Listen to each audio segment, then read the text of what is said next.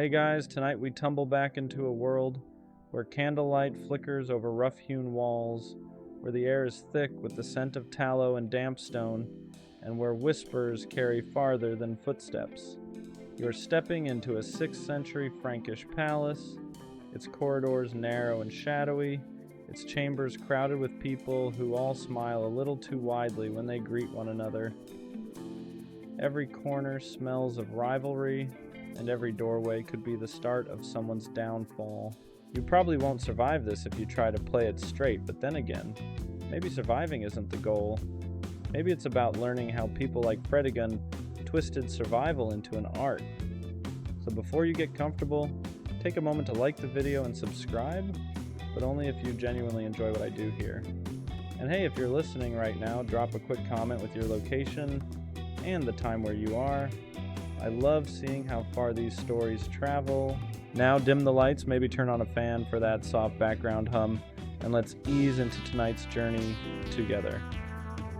The Palace of Neustria, a Frankish kingdom carved from the wreckage of the Roman Empire, hums with tension. You walk slowly along its colonnaded courtyard, feeling gravel crunch underfoot, trying not to look too obvious as your eyes scan the torches.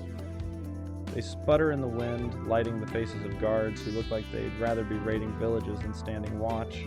Somewhere inside these walls, a king named Chilperic broods. He is not the most admired monarch. His brothers call him greedy, and his subjects sometimes whisper worse.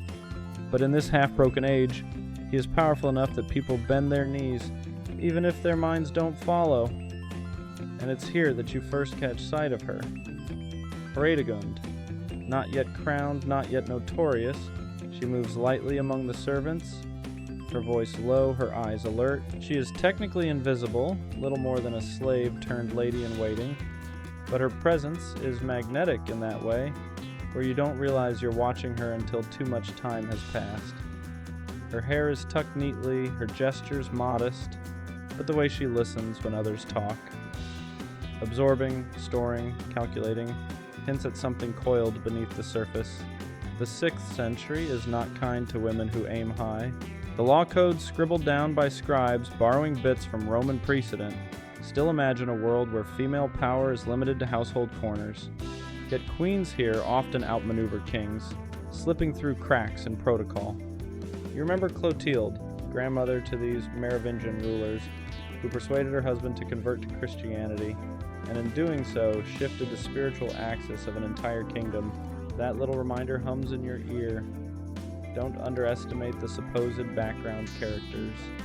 The palace air is also thick with religion. The bells of a nearby monastery clang across the morning mist. Monks trudging in procession, their chants mixing with the rattle of shields in the courtyard. The Merovingians are Catholic, though not always consistent about showing it. You might smell incense one day and then hear rumors of pagan charms tucked under pillows the next. Historians still argue whether the court truly embraced Christianity in daily practice, or just used it as another tool of prestige.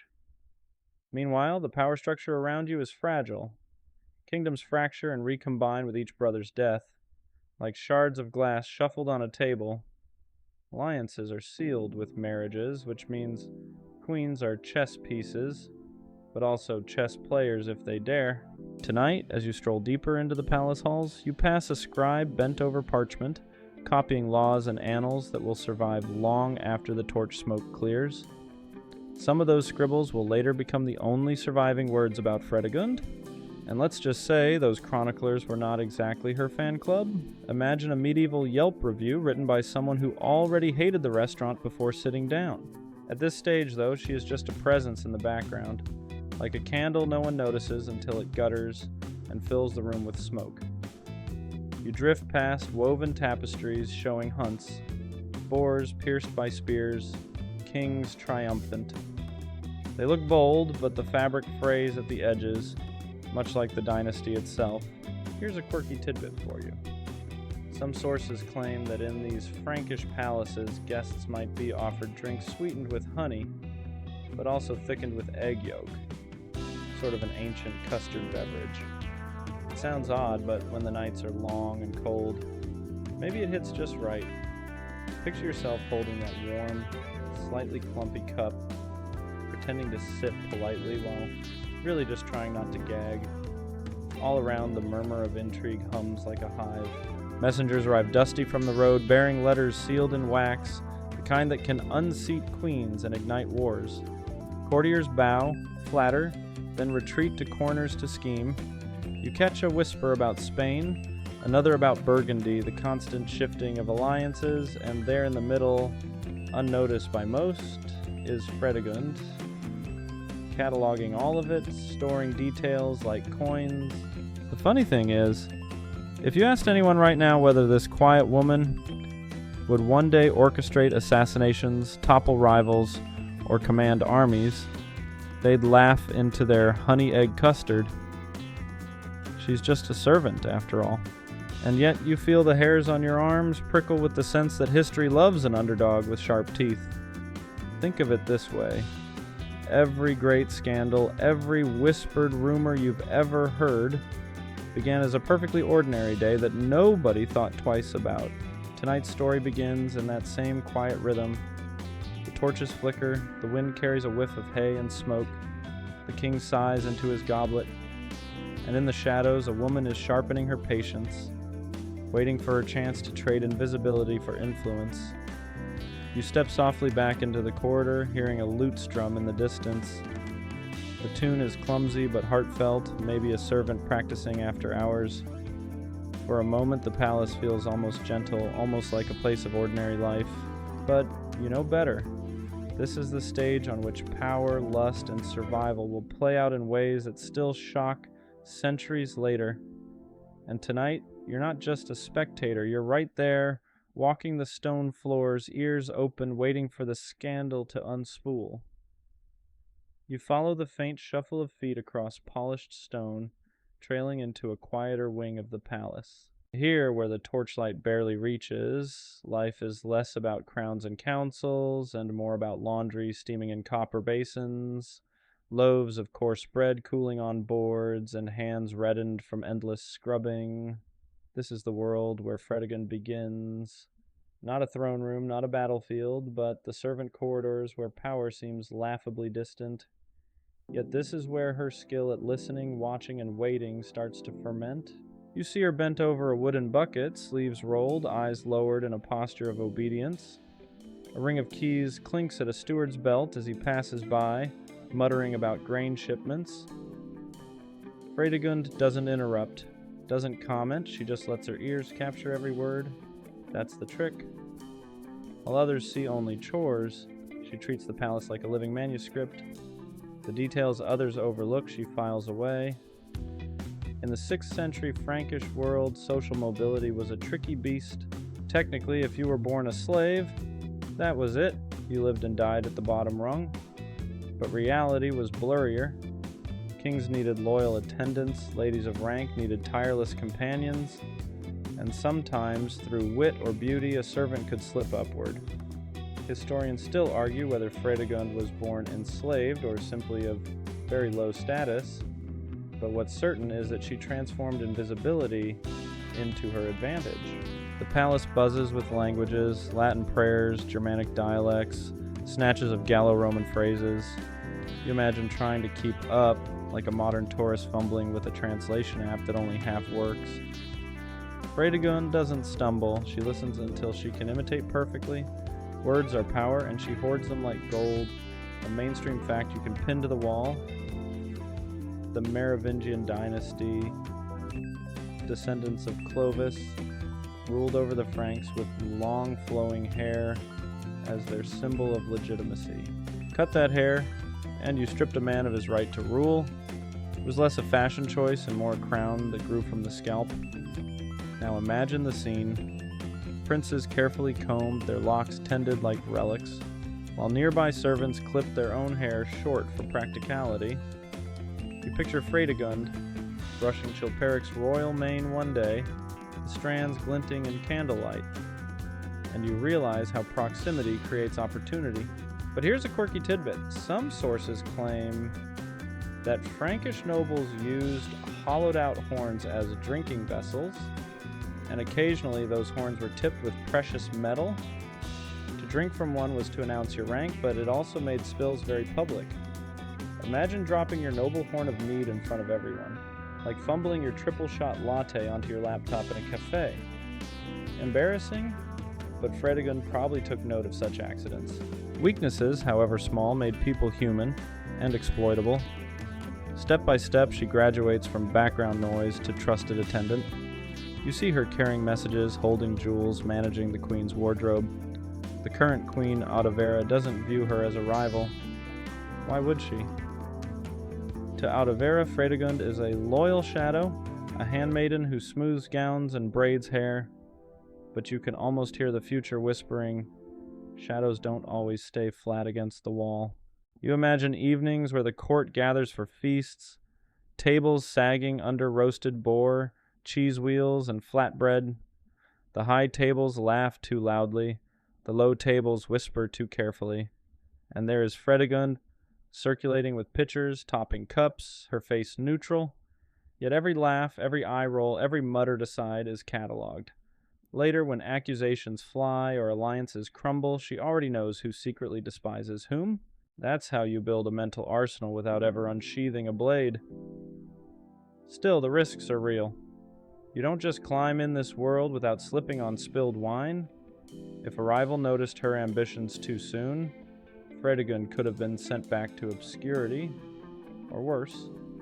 One mistake, one careless glance toward the king, could mean exile, or a shallow grave outside the walls. But she doesn't trip.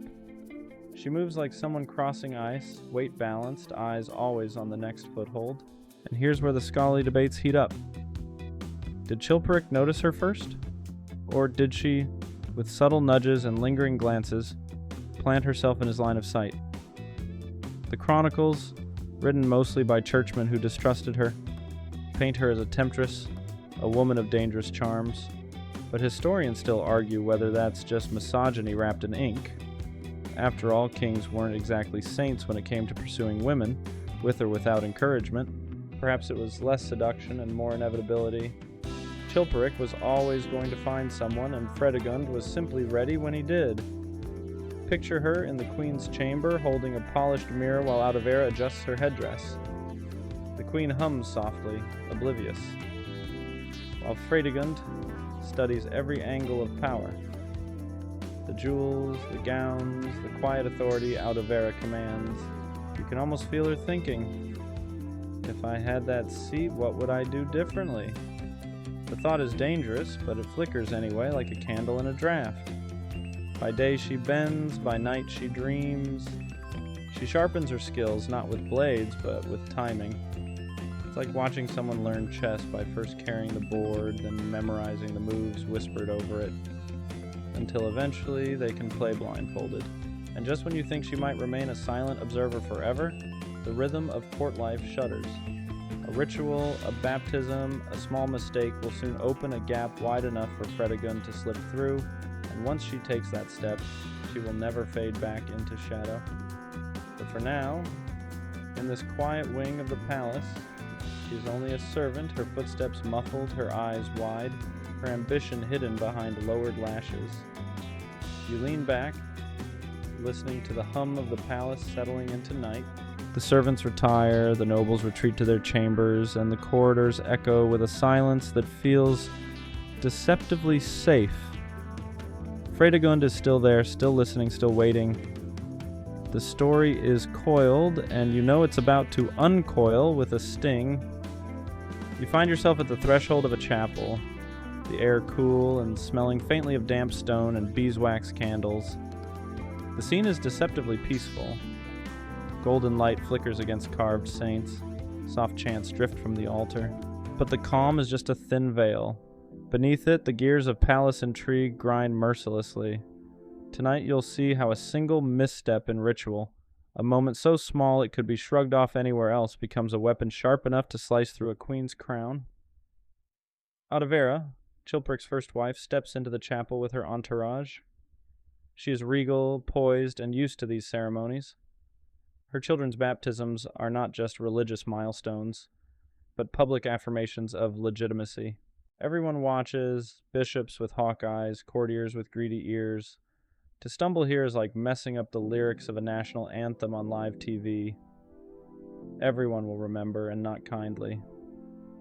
Fredegund is in the background, attending quietly. She has learned the art of invisibility, but invisibility doesn't mean absence.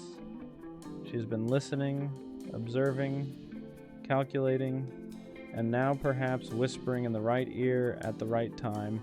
Here's the fact. Frankish law and custom were strict about roles in baptism. Only certain godparents could perform certain duties, and crossing those lines meant inviting scandal. During one of these ceremonies, Audovera is said to have made a fatal error, standing in as godmother to her own child. For most people, that might seem like a harmless slip, but in the eyes of the church, it was a shocking violation, an incestuous entanglement of spiritual kinship. Suddenly, her position as queen wobbled. Now, did she blunder on her own, or did someone, say, a certain ambitious lady-in-waiting, gently remind her to do something that would look pious but was actually ruinous? Historians still argue whether this was pure accident, clerical trap, or Fredegund's first deliberate strike. The records are maddeningly vague, almost like the scribes wanted us centuries later to squint and debate. Audovera's supposed mistake spreads like spilled ink. You can almost hear the whispers chasing each other down the corridors. Did you hear what the queen did? At a baptism of all places? A queen who makes ritual mistakes looks less than divinely chosen, and in this fragile society, divine favor is the glue holding crowns to heads. Meanwhile, Fredegund knows that in court, etiquette is sharper than steel. It isn't the clash of swords that dethrones queens, it's the cutting judgment of peers and priests. Think about it like a modern HR meeting where one poorly worded joke can cost you the job. Except here, the stakes are kingdoms and survival. Quirky tidbit for you. Early medieval baptisms sometimes used cold rivers rather than cozy fonts of water. Imagine being a royal infant dunked into a freezing stream, wailing while bishops intone Latin blessings. Not exactly the serene picture you'd expect, but whether river or font, everyone remembered who held the child, who poured the water, who stood too close. These details mattered in ways that could reorder dynasties. Chilperic, ever watchful for excuses, seizes on this. He may already have been tiring of Audovera, glancing at Fredegund with more than passing interest. The ritual misstep becomes his convenient rationale to push his queen aside. You can almost see him rehearsing the lines. It's not my fault, it's the church. She broke sacred custom. The king gets what he wants, and the scandal gets the blame. Classic political maneuver. Audovera, once secure, suddenly finds herself unmoored. The corridors that once opened wide to her now feel narrower. The courtiers' bows a little shallower. And there's Fredegund, carrying gowns, speaking softly, never once looking triumphant. Shadows don't smirk, they just deepen. What you feel most keenly here is the silence afterward. The chapel echoes, the chants fade, and you're left with a queen's reputation lying shattered on cold stone. No battle, no bloodshed, just a tiny ceremonial slip magnified into a catastrophe. That's how fragile power is in this palace. One wrong gesture, one misplaced role, and the walls you thought were built of marble crumble like chalk. You picture yourself as a fly on that chapel wall, watching Audovera's face as the realization dawns. What she thought was harmless devotion is now the noose tightening around her, and in the shadows stands Fredegund, not yet queen, but already learning how to weaponize ritual, timing, and other people's mistakes. The thing is, you can't prove she orchestrated it. Maybe she didn't. Maybe history, written by men who hated her later, retroactively painted her as the puppet master of everything. But when you step back, the result is the same. Audovera's throne is wobbling, and Fredegund is standing close enough to catch the crown when it slips. The chapel grows colder as the candles sputter out. A faint draft brushes your skin, and the silence feels heavy, like everyone is waiting for the next move. You know the scandal is far from over.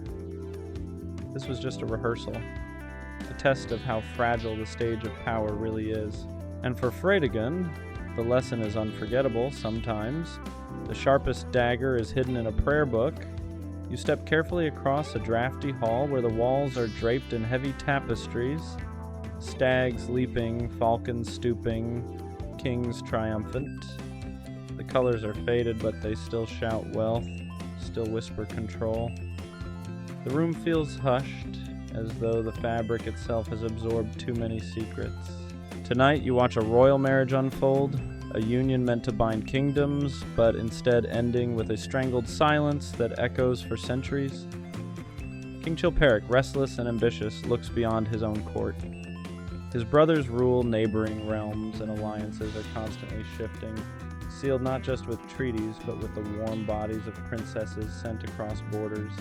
Marriage is less about love than about territory, taxes, and leverage. And so, he weds Galswintha, a Visigothic princess from Spain, sister of the formidable Brunhild. Galswintha arrives glittering with her dowry, a caravan of wealth trailing behind her like a comet's tail. Perfumed silks, embroidered cloths, gold cups, her very presence is meant to dazzle and cement peace. The palace is abuzz with her arrival. You can almost hear the scraping of benches as nobles crane their necks to glimpse this foreign bride. Her accent is strange, her garments finer than most Neustrians have seen. For a moment you feel the glow of possibility. This could be stability. This could be power shared. But the glow doesn't last. Within days, the murmurs begin. Chilperic is disappointed, restless. He wants her dowry, yes, but he also wants his freedom, his appetites unchained. And there in the background still lingers Fredegund, no longer invisible, her position rising as she tends to the king with soft words and sharp instincts. Here's the historical fact that stings. Within a short time of Galswintha's marriage, she was found dead in her chamber, strangled in her own bed. A young queen, silenced so efficiently that her voice never even made it into the chronicles beyond this chilling note. The court reels, but only briefly. Everyone knows Chilperic's will is law, and questioning it is a dangerous pastime. Whispers circle nonetheless. Was this Fredegund's doing? Did the ambitious servant-turned-mistress persuade the king to rid himself of a queen he did not want? Or was Chilperic simply the kind of man who disposed of inconvenient wives on his own? Historians still argue whether Fredegund orchestrated the murder, merely benefited from it, or was painted as the villain afterward because men struggled to imagine a woman surviving court without sin. You imagine the scene in that chamber, the heavy curtains drawn, the air thick, the sudden violence, and then the silence. Outside, life continued, dogs barking in the yard, guards yawning at their posts, servants kneading bread in the kitchens. But inside, the queen's last breath vanished into the dark. Here's your quirky tidbit. Some sources say noble Frankish women were often buried with their personal grooming tools, combs, mirrors, sometimes even little cosmetic kits. Archaeologists have dug them up centuries later, finding delicate bone combs, still carved with intricate patterns. It's a strange comfort imagining Galswintha clutching her own comb, her own mirror, her own sense of self. Whether she was allowed that burial dignity, we can only guess. But death doesn't vanish quietly in a palace. Galswintha's sister Brunhild is outraged. To her, this isn't just a crime, it's a personal affront, a slap across the face of her family. And she isn't the type to let slaps go unanswered. The feud between Brunhild and Fredegund, kindled by this death, will blaze for decades, a rivalry so fierce that later chroniclers treat it like an epic saga. Two queens, two kingdoms, bound together not by peace, but by blood and vengeance. Fredegund, though, doesn't flinch. In the aftermath of Galswintha's death, she rises higher, stepping into the space left empty. The palace corridors that once felt narrow for her suddenly open wide. She isn't just a servant anymore. She is the king's companion, his confidant, his chosen. It is a transformation as startling as watching a candle flare into a torch. But shadows cling to her, even as she ascends. No one forgets the silence in that bedchamber, the whispers that curl through the walls. Power gained in such a way always leaves stains. You walk past her chamber door and feel the air shift, colder somehow, as though the stone itself remembers. In this world, crowns rest uneasily on brows already bowed by suspicion, yet Chilperic seems untroubled. He parades Fredegund, showers her with gifts, and allows her influence to grow. The courtiers bow, though some do so stiffly, their eyes flicking with judgment. They know queenship here is fragile, like glass held over fire. And you, walking through this palace thick with smoke and secrets, realize you've crossed a line with her. Fredegund is no longer an observer, no longer just listening in corners.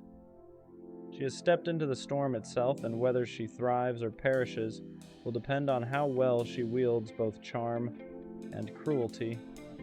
The tapestries rustle faintly as if stirred by some unseen draft. You pause, half expecting to hear Galsvintha's whisper woven into the threads, but no. The only sound is your own breath, steady but uneasy, because you know what comes next. Vengeance, rivalry, and a feud that will burn hotter than any candle in this palace ever could. The palace seems quieter after Galsvintha's death, though not truly calmer. You know that kind of silence. It's the hush before thunder cracks. The pause in a song where your ear leans forward, braced for the next note. This is the moment when two women, tied by marriage to the same dynasty, become bitter enemies. And you are walking through the currents of their rivalry as it begins to harden into legend. Brunhild, Galsvintha's sister, is not the type to swallow grief quietly. She is a Visigothic princess, raised with the kind of education that mixes courtly refinement with a spine of steel. Her marriage to King Sigebert, Chilperic's brother, had seemed promising, a union of Frankish power with Spanish prestige. But when her sister is strangled and discarded like yesterday's banquet scraps, Brunhild takes it personally. Very personally, she demands justice. Imagine her seated in her new Frankish court, eyes flashing as she dictates letters, as she stirs her husband to confront Chilperic. For Brunhild, this is more than blood. It's honor, dynasty, and the right of her line to be respected. You can almost hear her voice clipped, precise, refusing to let sorrow soften into submission. Here's the mainstream fact. Brunhild and Fredegund's feud becomes one of the most infamous rivalries of the early medieval world, spanning decades, outlasting their husbands and dragging entire kingdoms into conflict. Chroniclers practically salivate over it, casting one as a schemer, the other as a vengeful avenger. And while the men of their time swing swords and ride into battle, it's often the schemes of these two queens that decide who lives and who dies. Fredegund, of course, sees Brunhild's fury coming, and instead of shrinking, she leans into it. You find her in the palace gardens, perhaps, strolling among clipped hedges, a faint smile playing on her lips as she listens to reports of Brunhild's outrage. To Fredegund, outrage is useful. It means her enemy is predictable, and predictable enemies can be handled. The funny part? Chroniclers write about these two queens as though they were characters in some medieval soap opera. Letters dripping with sarcasm, accusations of sorcery, allegations of seduction. They're described in ways that make you think a monk was binge writing like it was Game of Thrones. Historians still argue whether the chroniclers exaggerated their feud for dramatic flair, or whether the women themselves fed the fire deliberately, understanding that performance was part of power. Let's slip in a quirky tidbit. In this period, queens sometimes sealed letters with their own personal signet rings, pressed into wax. One such ring, discovered centuries later, bore the image of a cross intertwined with vines. Imagine receiving a letter from Brunhild with that seal, equal parts holiness and subtle threat. You'd open it with trembling fingers, half expecting the ink itself to hiss. For Fredegund, the feud isn't just personal, it's survival.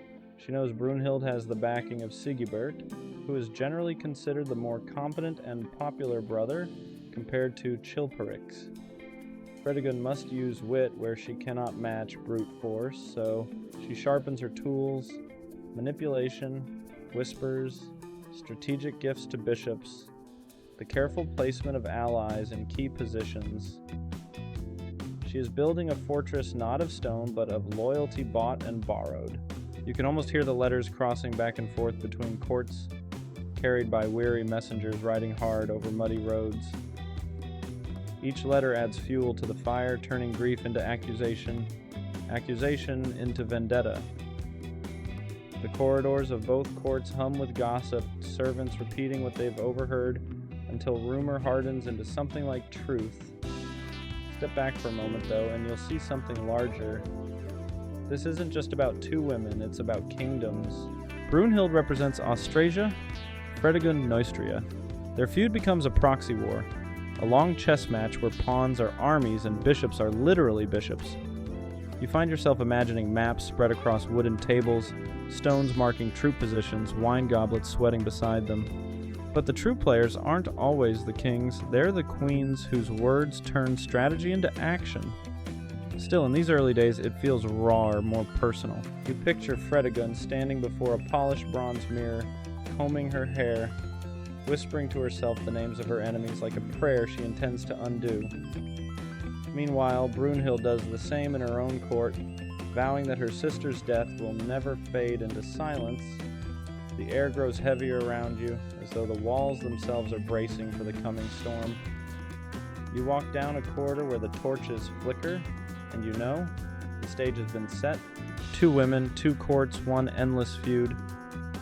And you're caught in the middle, waiting for the sparks to ignite the fire. The palace is awake long before dawn, though no one is speaking openly. Servants shuffle with lowered eyes, bishops pass in hurried clumps, and guards keep their hands a little too tightly on their sword hilts. You can feel it, rumors thickening the air like incense smoke. Tonight you wander into the heart of whispers that would make even the most jaded courtier lean closer. A queen accused of sleeping with her stepsons. Fredegund, now elevated and more than a handmaiden, has no shortage of enemies. Her sudden rise after Galswintha's death makes her a target, and enemies do what enemies always do. They talk. They bend ears, spin stories, craft tales so sticky they cling for centuries. And the juiciest accusation is that she took Chilperic's sons, her stepchildren, into her bed. A mainstream fact you can hang on the wall here: Chilperic had multiple sons from his earlier marriages, including Thudebert and Merovech. These boys were not insignificant. They were legitimate, royal, and thus dangerous to anyone who wanted to secure power for her own children. Fredegund, who would soon bear sons of her own, needed to make sure the balance of succession tipped in her favor. Now, here comes the strange twist. Some chronicles claim that she didn't simply plot against her stepsons, she seduced them. Imagine the scandal. It's the kind of gossip that even in the 6th century could get tongues wagging across borders. The idea of a stepmother turning sons into lovers was a whisper, designed to disgust, to shock, and above all, to delegitimize her. You can almost hear the monks sharpening their quills with glee, scribbling down stories they knew future generations would raise their eyebrows at. But step back, and you realize how suspiciously convenient this rumor is. Historians still argue whether there is a shred of truth, or if it was pure propaganda. Was Fredegund actually guilty of such taboo affairs? Or was she simply too successful at keeping her stepsons at bay, prompting enemies to smear her name with the ugliest rumor they could concoct? When you see how often women in power get painted as seductresses, the second option doesn't sound far-fetched. Quirky tidbit to lighten the heavy air: Frankish nobles sometimes carried amulets made from wolf teeth, believing they warded off danger. Now imagine Fredegund handing such a trinket to a stepson with a knowing smile. Was it a gift of protection, or a subtle claim of closeness? The line between superstition and politics blurred easily. Regardless of truth, the rumors achieve their purpose. They cast doubt. They make Fredegund dangerous not just as a rival, but as a corrupter, someone who mixes family roles until the family itself unravels. In a world where lineage is everything, nothing is more poisonous than the idea of tainted bloodlines. And it isn't just gossip about bedsheets. There are darker murmurs of her arranging accidents for these sons. Some chronicles say one was eliminated quietly, another pushed aside politically, another mysteriously dead. Whether or not she lifted the dagger herself, she certainly benefited when her rivals vanished. If succession was a chessboard, Fredegonde was the queen piece sweeping diagonally across, clearing the path for her own children. You wander through a dim corridor where the torches smoke and sputter, leaving patches of shadow. You can almost imagine one of those sons, Marevech perhaps, slipping down the same passage, a dagger at his side, torn between duty to his father and suspicion of his stepmother. Did he fear her? Did he resent her? Or, if the rumors hold any truth, did he feel something more tangled, more forbidden? The silence of history leaves only questions. What we do know is this. The whispers of scandal became weapons in the greater feud between Brunhild and Fredegonde. Brunhild's supporters had every reason to paint her rival as depraved, unworthy of queenship, and dangerous to the dynasty. Fredegonde, for her part, learned quickly that in a world where reputation is as fragile as parchment, survival meant hitting first, harder, and without hesitation. And so the corridors keep humming with speculation. Servants smirk behind their hands, courtiers lower their voices when she passes, bishops frown into their goblets. You, standing among them, feel the weight of how a rumor, true or not, can shape reality more than a sword ever could. The night stretches long, filled with whispers, and you realize this isn't just scandal, it's strategy. The talk of stepsons and seduction is less about who lay in whose bed and more about who gets to sit on the throne when all is said and done. And Fredegonde, whether guilty or framed, remains exactly where she wants to be. At the center of power, untouchable in the moment, unforgettable in history. The night smells of damp stone and candle wax as you slip into a crowded church, its arches heavy with shadows. The air is thick with incense, voices low and solemn as Easter Mass begins. But tonight, this holy space will not remain serene for long. Tonight, politics pierce vestments, and you're about to witness how even sacred walls cannot protect a man when power decides otherwise. Picture the scene. Bishops in shimmering robes chanting in Latin, their voices echoing against stone. The faithful kneel on straw mats, murmuring prayers. The flicker of hundreds of candles makes halos dance above carved saints. And there at the center is a bishop named Praetextatus, his gaze steady, his presence commanding. He has dared something dangerous, something that drew him into Fredegonde's crosshairs. Here's the historical fact. Bishop Praetextatus had officiated the marriage of Marevech, Chilperic's son, to Brunhild, Fredegonde's greatest rival. That union was explosive, a potential alliance that could fracture Chilperic's power and strengthen Brunhild's claim. Praetextatus, by blessing it, declared more than love. He declared war by ritual. Fredegonde, sharp-eyed and patient, does not forgive such transgressions. You can almost see her in the royal gallery, seated with quiet elegance, her fingers tapping the carved wood as the bishop's voice drones. To her, the church may be holy, but politics is holier still. And then, violence. A sudden movement among the crowd, steel flashing where it has no place. Assassins spring forward, blades drawn, their target the bishop himself. The congregation gasps, screams breaking the chant, the scent of incense mixing with blood. You flinch, even though centuries separate you from the scene. Praetextatus is struck, his vestments stained, his body collapsing near the altar. The sanctity of Easter is shattered, and the congregation scatters in chaos. Some clutch rosaries, others flee for the doors, their sandals slapping against cold stone. You can almost hear the panic echoing in your ears. But here's where it turns strange. The bishop doesn't die immediately. Instead, wounded but alive, he is carried to safety. And as he lingers between life and death, accusations swirl. Everyone knows whose hand directed the blades, even if her fingers never touch the hilts. It is Fredegonde's shadow that stains the altar, her will that turned sacred ground into a battlefield. Historians still argue whether Chilperic ordered the attack outright or whether Fredegund herself orchestrated it behind the scenes. The chronicles, again written mostly by men of the church, are quick to cast her as the serpent. Perhaps she was, but perhaps she was also simply the scapegoat, the name everyone whispered because they already feared her.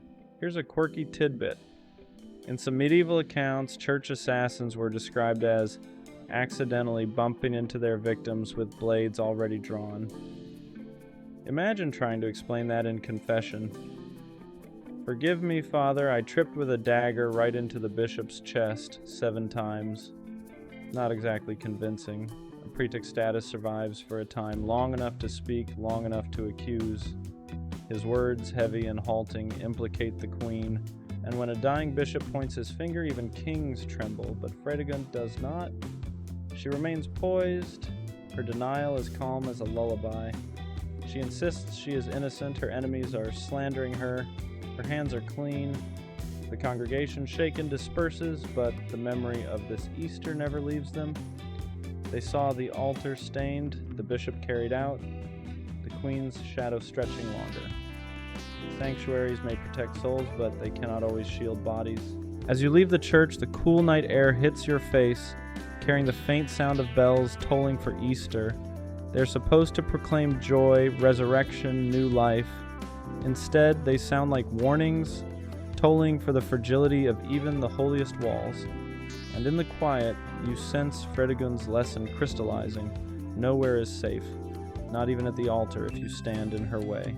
The air feels heavier now, as though the weight of incense and whispers from that bloodied Easter service has followed you into the corridors. The candles burn lower, smoke curling like question marks. You step into a chamber where scrolls and wax tablets lie stacked in uneven piles, royal ledgers of taxes, tributes, and obligations. They are the heartbeat of a kingdom's wealth, and tonight, you watch those heartbeats smothered under smoke as fire takes what ink has built. Here's the mainstream fact. Around this period, Chilperic ordered the burning of tax registers. To a modern ear, that might sound like a populist move. Wipe away debts, free the people from crushing dues. But imagine being a king trying to govern without records. No ledgers mean chaos, no ledgers mean favors for some and ruin for others. Historians still argue whether this destruction was motivated by Fredegund's influence, by Chilperic's own rashness, or by the panic of a plague sweeping through the land. Yes, plague? You can almost feel it lurking in the background, an invisible predator prowling the streets of Paris. Bodies grow fevered, sores bloom, breath rattles. The stench of death mixes with the pungent herbs physicians scatter in desperation. Sage, rosemary, even crushed garlic stuffed into cloth masks. You walk past windows shuttered tight, hear coughing from behind doors, and realize how fragile this kingdom is when an unseen enemy prowls. Quirky tidbit, some medieval remedies for plague included drinking potions of crushed emerald mixed with wine. Picture a courtier choking down his priceless gemstone like a vitamin gummy, hoping it keeps death at bay. Not exactly FDA approved.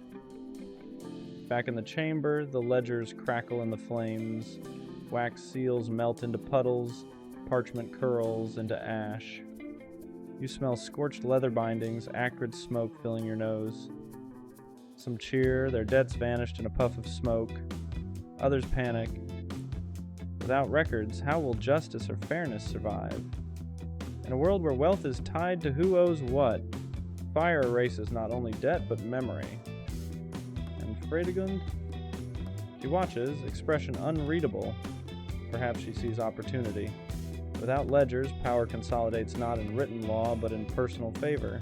Suddenly, bishops, nobles, even ordinary landholders must appeal directly to the royal couple to prove their worth. A queen skilled at whispers and deals thrives in such a system. Historians still argue whether this destruction of records was deliberate policy or chaotic accident.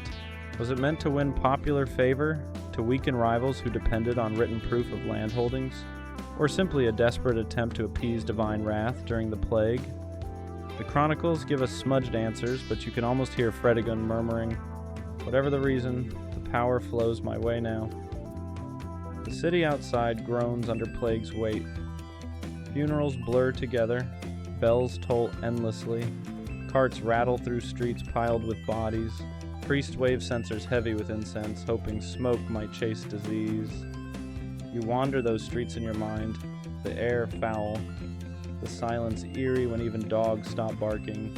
And yet, amid all this, palace intrigue hums undisturbed. Even death cannot smother ambition. You imagine Fredegund offering coins to clergy for prayers, offering herbs to physicians for her children, balancing fear with control. She cannot stop the plague, but she can make sure the right people see her generosity, the right people whisper her name as protector rather than villain, but smoke clings. The smell of burned ledgers lingers on your clothes, just as the memory of plague lingers in the people's minds. You step back from the chamber, the last embers flickering, and realize you've just witnessed power rewritten, not with ink, but with fire. The walls feel closer, the torches dimmer. Outside, owls call from the dark, and you sense the story twisting tighter, because fire and plague are only preludes. The real blow, the one that sends shockwaves across the Frankish kingdoms, is just around the corner, waiting with a dagger. The night is tense, the stars hidden behind thick clouds, as if even the heavens prefer not to watch what's about to happen. You step into the chill air near the town of Vitry, where the whispers of soldiers and the shuffle of armor set your skin prickling. The king is here, Chilperic himself, restless, moving with the bravado of a man who has ruled through fear and ambition. But power makes enemies, and tonight the shadows carry more than just wind. A mainstream fact first. In 584, King Chilperic was assassinated. The blow came suddenly near his hunting lodge at Vitry, and it shook the Frankish kingdoms to their core. His death left the throne vulnerable, his queen exposed, and his infant son the only fragile thread keeping her tethered to power. You can almost feel it. The stillness just before the strike. The king steps away from his retinue, perhaps to stretch his legs, perhaps to inspect the grounds. His guards lag behind, too confident, too weary. And then it happens. A figure darts from the shadows, steel flashes, and the king collapses with a grunt that is swallowed by the night. His life pours out in silence, more shocking for its swiftness than its gore. Quirky tidbit. Some chroniclers record that an owl was seen circling the hunting lodge that evening, a bad omen in Frankish superstition. People believed owls foretold death, their cries carrying warnings from the other world. Imagine a soldier pointing up at the bird just moments before the king fell, muttering, "Well, that's not good." The panic afterward is instant. Soldiers rush, shouts echo, torches flare, but it's too late. The king is gone, and with him the fragile stability of Neustria. You stand among the guards as they look at one another, trying to calculate. Do they run? Do they blame? Do they protect the queen? Historians still argue whether Chilperic's death was orchestrated by Fredegund herself, by Brunhild's faction, or by disgruntled nobles who had grown tired of his rule. Each theory has weight. Fredegund certainly benefited. His death left her as guardian of their infant son Clothar II. Brunhild too gained, since Chilperic had long been her enemy. Or perhaps it was simply opportunistic assassins, seizing a chance no one else dared take. Fredegund's reaction, though, is chilling in its clarity. While others reel in shock, she moves quickly. She gathers her son, secures treasure, calls on the sanctuary of the church. Imagine her in a flickering chamber, the body of her husband cooling nearby, her arms wrapped tightly around a squirming baby. Fear must have clawed at her throat, but calculation steadied her hands. She knew she could not weep long. Grief was a luxury queens rarely afforded. You walk alongside her as she leaves the hunting lodge behind, her cloak brushing against wet grass, the night swallowing her figure. Behind her, torches still sputter where the king fell. Ahead, the path winds into darkness, but she doesn't hesitate. What's striking is the swiftness with which power shifted. In a heartbeat, Fredegund went from consort of a feared king to widow of a murdered one, and yet instead of crumbling, she repositioned. The game board reset, and she still had her most powerful piece, the infant heir. The memory of Vitry lingers like smoke in your nose. You can still see the moment the king fell, hear the startled cries, sense the ripple through the kingdom. Kings may believe themselves unassailable, but even they fall silent when shadows decide it's time. And as the body is prepared for burial, and the kingdom shudders with uncertainty, one truth becomes clear: the story isn't over. If anything, it has only sharpened. Because where a king falls, a queen often rises, and Fredegund is not done rising yet. The torches are still smoldering in your mind from Vitry as you step into the echoing corridors of Chilperic's palace, now more ghostly than ever. His sudden death left a hole too wide for silence to fill, and within that vacuum, voices multiply. Everyone wants to know the same thing. Who killed Chilperic? Here's the mainstream fact. No culprit was ever officially identified. The chronicles are maddeningly vague, pointing fingers in every direction but never pinning anyone down. In a court already steeped in treachery, suspicion becomes currency, and you watch courtiers weigh each other's words with narrowed eyes, measuring blame as though it were gold. The first theory, naturally, is Fredegund. She had motive, she had means, she had a track record that was already thick with whispers of poisonings, ambushes, and convenient accidents. If she did orchestrate it, the logic is clear. Better to rule as widow and regent than remain the consort of a husband whose affections were fickle and whose alliances were always shifting. But then again, if she had ordered the assassination, would she have risked doing so at such a precarious time, with an infant heir barely old enough to clutch at a rattle? The second theory points to Brunhild's camp. Remember the queen whose feud with Fredegund burned like wildfire for decades? Her hand could easily have guided the dagger, or at least inspired someone to wield it. Removing Chilperic weakened Neustria, and, at least temporarily, tipped the balance of power toward Austrasia. Historians still argue whether Brunhild had the reach to pull strings so deep into her rival's household, but when the stakes are thrones, even distance becomes porous. The third theory is almost the simplest: discontented nobles. Chilperic was not a beloved ruler. He was greedy, sometimes cruel, and often reckless. A hunting lodge offered the perfect chance for a disillusioned lord, or even a guard in his own service, to strike. No need for queens or rival kingdoms when resentment festers close to home. Quirky tidbit: one chronicle describes Chilperic's death with the line, "He was struck down like a pig in a sty." Imagine being a royal scribe, tasked with memorializing your king, and deciding to compare him to barnyard livestock. Not exactly the dignity of marble inscriptions. You wander through the palace corridors, eavesdropping on whispered conversations. Some servants mutter that they saw Fredegund speaking urgently with unknown men days before the king's death. Others swear they heard Brunhild's envoys lurking nearby. Still others shrug, claiming God himself punished Chilperic for his sins. After all, in their worldview, divine judgment often wore the mask of daggers. Fredegund, for her part, denies everything. She presents herself as the grieving widow, eyes red, hands trembling as she clutches her son. But watch closely. Her tears may glisten, yet her movements are precise. She ensures the treasury is locked, the loyal nobles summoned, the child publicly displayed as rightful heir. Her mourning is wrapped in strategy, as if grief is just another robe she dons for effect. Historians still argue whether her denial was convincing or whether everyone simply accepted it because the alternative, chaos without a regent, was too dangerous to contemplate. Sometimes power protects not by innocence, but by necessity. And so the question lingers in the air, heavy as smoke. Who killed Chilperic? Each answer changes the story, each theory reframes the queen, who now grips power with slender but unyielding hands. You drift down a hallway where tapestries flutter in the draft, the stitched figures of kings and saints staring down with stitched indifference. The gossip is endless, but the truth lies buried, perhaps with Chilperic himself. perhaps only in the silence of the assassin's blade. And as you breathe in the damp chill of the stone corridor, you realize the mystery is part of her legacy. Fredegund thrives not only in the facts, but in the shadows where certainty fails. The palace grows quieter, but not calmer. For though the king is gone, the queen remains, and she is only beginning the next act of her survival. The palace halls echo strangely without Chilperic, as though the stones themselves are adjusting to a new rhythm.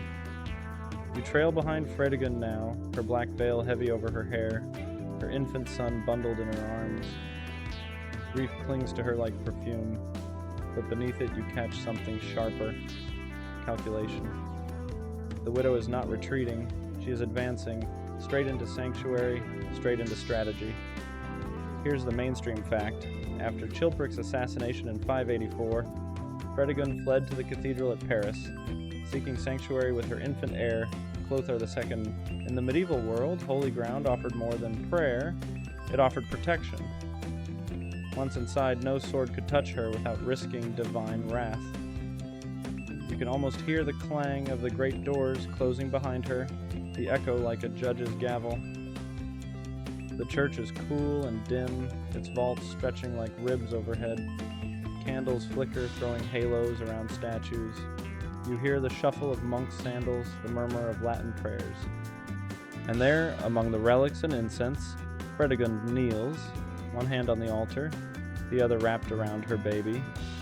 The gesture is both pious and theatrical. Every eye watching knows what it means.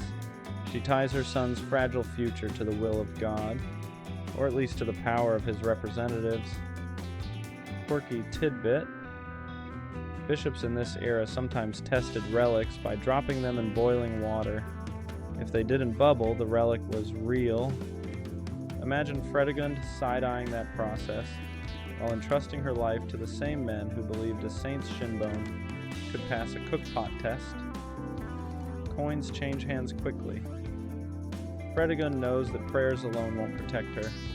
She opens the treasury, pouring gold into the laps of bishops, offering gifts of land, even promising future privileges if they support her regency. You can picture the clink of coins on stone, the bishops' rings flashing as they sweep treasures into coffers. Faith may be priceless, but influence has a very clear market value.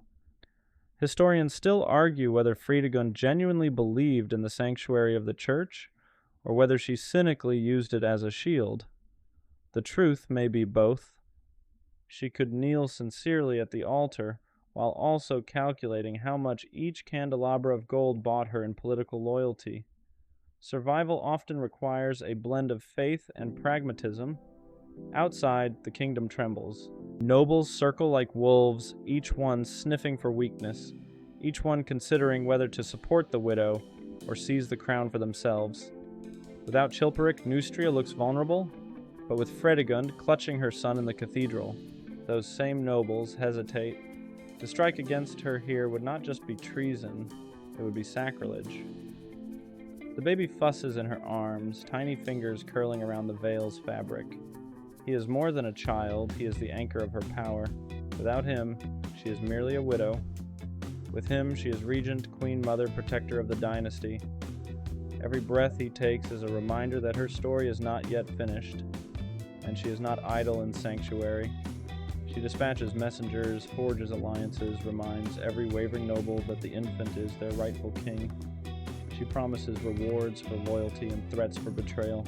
All the while, the cathedral bells toll overhead, sounding not just for prayer but for strategy, their echoes carrying her determination across the city. You walk with her through the aisles, hearing the rustle of her gown, smelling the mingled scents of incense and wax. The baby cries, then quiets against her chest. Around her, bishops murmur, scribes scratch notes, guards shift uneasily. The cathedral has become her throne room, the altar her council table. This is sanctuary, yes, but it is also power reinvented.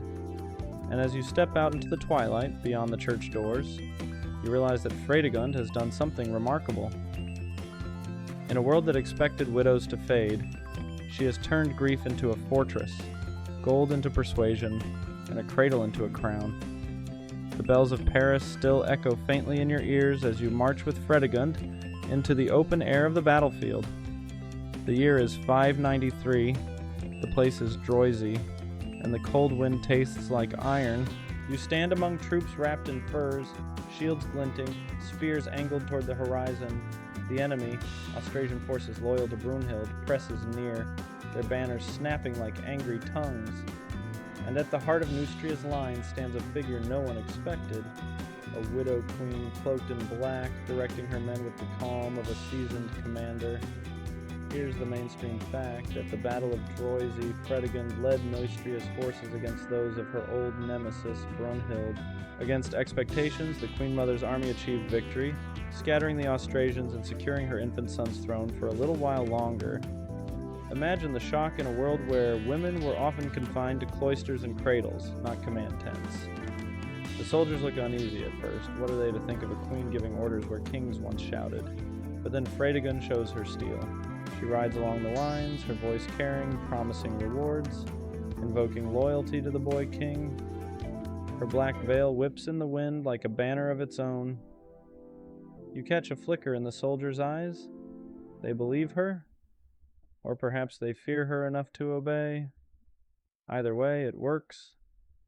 The battle begins with the clash of steel, the roar of war cries. You hear hooves pounding like thunder, see arrows whistling through the gray air. The chaos is overwhelming, but in the center of it all, Fredegund remains poised. Messengers rush to her, panting with updates.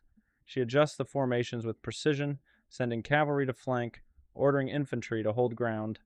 This isn't luck, it's strategy.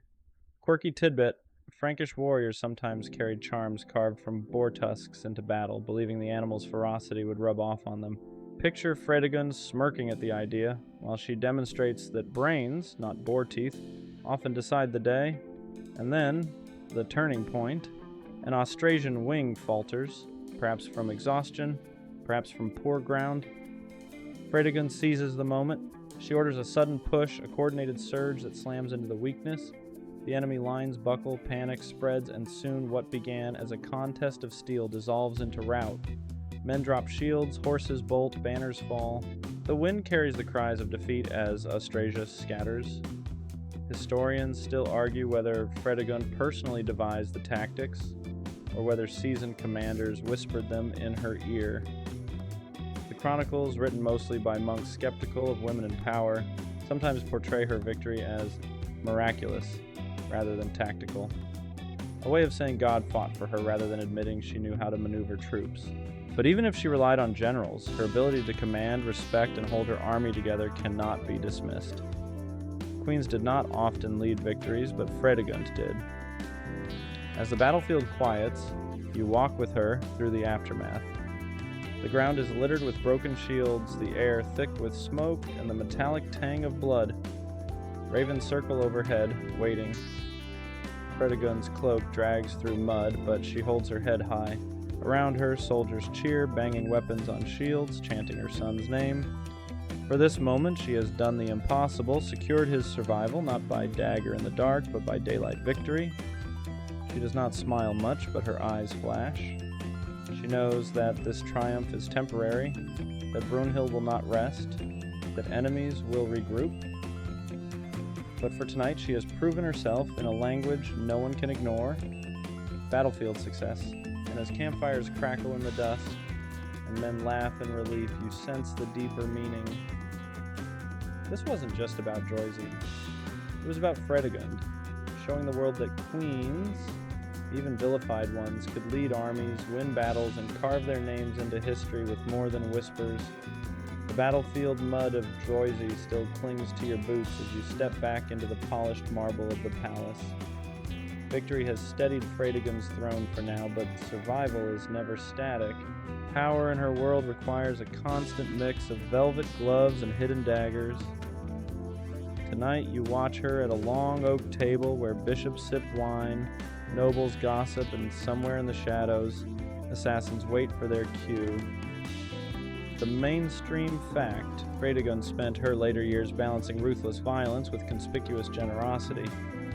She patronized churches, showered bishops with land and treasure, and built alliances with nobles. At the same time, she continued to eliminate rivals with schemes that made her earlier scandals look almost quaint. It was a delicate seesaw, one hand offering gifts, the other hand slipping poison. Quirky tidbit, she once donated a silver chalice so large it reportedly took 2 men to lift it. Imagine lugging that up to the altar and pretending it's practical, while the priest wonders if he should bench press before Mass. At the table, Fredegund speaks softly, her tone warm, her eyes watchful. To a bishop, she promises land near the Seine. To a noble, she offers hunting rights in forests that no longer technically exist. To a servant, she gives a jeweled pin. Each gift glimmers like bait, ensuring loyalty while disguising the hook. But not everyone can be bought. Some rivals cling too tightly to their own ambitions. And for them, she sharpens her other tools. One chronicler claims she once arranged the assassination of a treasurer who had displeased her, lured into a chamber, stabbed, and left as though it were a robbery. Another whispers that a judge who opposed her simply vanished. His house locked from the inside, his family too terrified to ask questions. Historians still argue whether these deaths can all be tied to her hand, or whether hostile chroniclers inflated her villainy. Yet the pattern is clear. Where gifts fail, knives succeed, and you, standing in the candlelit hall, feel the air buzz with this duality. She is both benefactor and executioner, smiling hostess and silent predator. The clergy, of course, record her piety in return for her gold. They note her donations, her prayers, her generosity toward the church, but even they sometimes slip in barbed comments that her charity was often timed to erase suspicion, that her gifts were purchased with blood. It's the medieval version of someone making a massive donation to charity right after a scandal. Effective, but transparent. And then there are the rumors. Always the rumors. Some say she dabbled in sorcery, others that she kept secret lists of names marked with tiny skulls. You imagine her writing them at night, the scratching of her stylus like a lullaby of doom. Through it all she endures. Enemies fall silent, allies grow fat with gifts.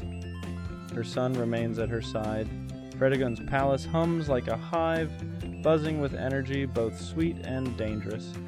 You sit among the courtiers, tasting the honey, watching for the sting. And as the banquet candles burn low, you realize her true genius. She didn't just balance gifts and grudges. She made them indistinguishable, so no one could tell which smile came with gold and which came with a blade until it was too late. The candlelight flickers lower now, shadows stretching long as you follow Fredegund into the final corridors of her life. The years of plotting, the feuds, the whispers, they have all piled up like stones in her cloak. She moves more slowly, her body weakened by illness, but her eyes remain sharp. Even at the edge of death, she is still measuring, still calculating, still watching the game she has played for decades. The mainstream fact, Fredegund died in 597. She left behind her son, Clothar X, who at just over a decade old inherited her legacy of enemies, allies, and suspicion. He would eventually reign for decades, but always under the long shadow of the mother who secured his survival. You can almost hear the quiet of her final chamber. The shutters are closed, the air heavy with the smell of herbs, sage, lavender, maybe even rue, burned to soothe or to ward off spirits. A priest murmurs Latin prayers at her bedside. The infant she once clutched in the sanctuary is now a boy standing solemnly nearby, eyes wide, absorbing the weight of a destiny he cannot yet grasp. Quirky tidbit. Some chronicles claim she asked to be buried in the Basilica of St. Vincent in Paris, where her tomb remained until the French Revolution centuries later. By then, of course, her bones were long gone, but the idea of her resting among saints and martyrs adds a delicious irony, considering how many lives she unsettled in her own. Historians still argue whether her death was natural or hurried along by rivals. Was it illness, exhaustion from decades of constant struggle? Or did someone, perhaps with a quiet cup of medicine, finally decide to close her story? The sources are frustratingly vague, leaving you only with silence and speculation. But what is clear is her son's rise. Clother too, though young, inherits more than a throne. He inherits the grudges she left unresolved, the alliances she stitched together, the example of survival she embodied. Later chronicles often portray him as wise, pragmatic, and enduring, a king molded perhaps by watching his mother turn danger into opportunity again and again. The chamber grows quieter still. You imagine her final moments, her hand thin and trembling resting on the boy's shoulder, her lips forming words too faint to catch, her gaze drifting not upward but outward, as though she's still studying the board, still considering her next move. The courtiers whisper outside the door. Some are already plotting how to maneuver around the young king. Others sigh in relief, believing the storm has finally passed with the queen's last breath. But you, standing at the threshold, know better. The storm is not gone. It has only shifted. Fredegund may be dead, but her shadow still stretches over Neustria, shaping every choice her son will make. You step back into the dim corridor, the door closing softly behind you. The queen is gone. But her story, with all its scandal, its brilliance, and its brutality, is not finished. Because history does not bury women like Fredegund quietly, it lets them echo louder in absence than they ever were in life. The palace feels emptier now, its corridors wider, its echoes longer, as though the walls themselves are mourning, or maybe just relieved. Fredegund is gone, but the scribes, the monks, the gossipers, they sharpen their quills with renewed energy. A queen who unsettled half a continent cannot simply fade. She must be remembered, twisted, debated. Tonight, you sift through those voices, wondering what is fact, what is rumor, and why her story still hums centuries later. The mainstream fact, much of what we know about Fredegund comes from Gregory of Tours and later chroniclers who were hardly neutral. Gregory detested her, portraying her as a scheming seductress, a murderess, a corrupting force. And yet, those same pages also prove her effectiveness, her cunning, her ability to survive in a world that swallowed most women whole. Quirky tidbit. In one colorful medieval account, she is said to have trained a servant to sneak poison into drinks by hiding it under long fingernails. Whether true or not, you can't help picturing some unfortunate attendant tapping a goblet a little too obviously while everyone pretends not to notice. Historians still argue whether Fredegund was truly as monstrous as her enemies described, or simply the victim of narrative bias. Was she uniquely brutal?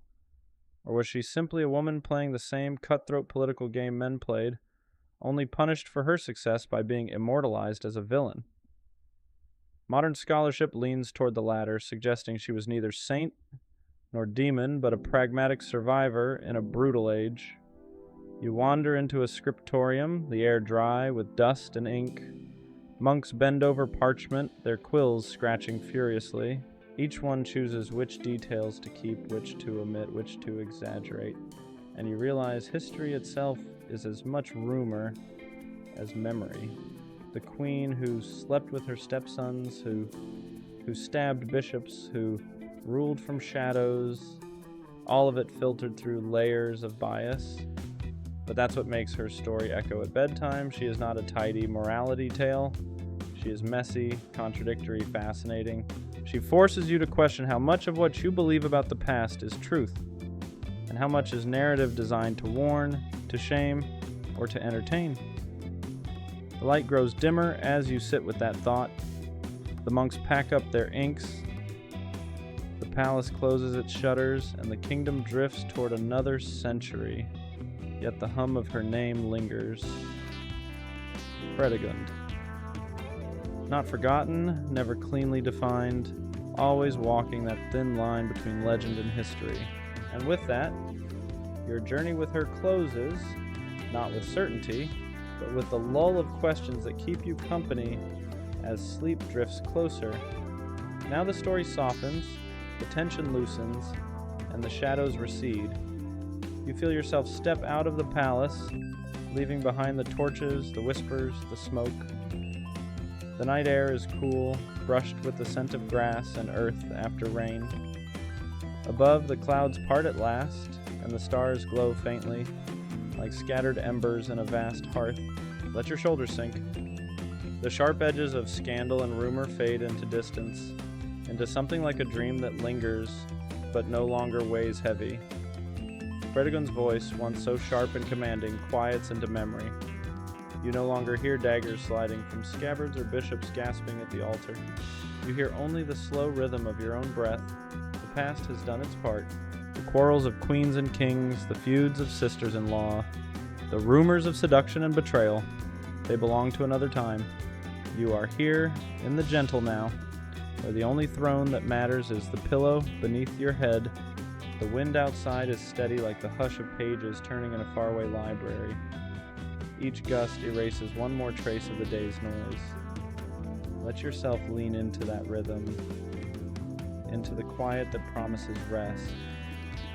The story has folded itself up, leaving only a soft afterglow. What remains is the comfort of knowing that even the fiercest storms in history eventually settle, and even the loudest names dissolve into whispers.